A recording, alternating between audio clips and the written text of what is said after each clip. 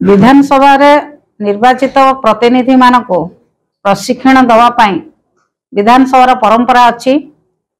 नूतन भाव में निर्वाचित होगी आसीथिबा विधायक मानक सचेतनता शिविर करने 17 तारीख 18 तारीख माननीय बाचस्पति महोदया समस्त को चिठी करचंती। किंतु से चिठी रे उल्लेख कर जो माने दलीय मंत्री केंद्र दलीय मंत्री से मानक आनी इनाग्रेशन करिवे एभली परंपरा केबे हेई नथिला।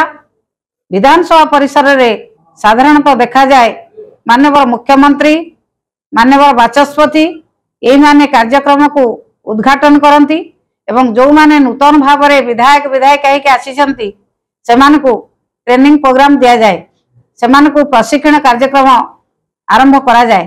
किंतु एथर एक व्यतिक्रम देखा जाइछि। विधानसभा कार्यक्रम को एक दलीय कार्यक्रम रूपांतरित करिसंती।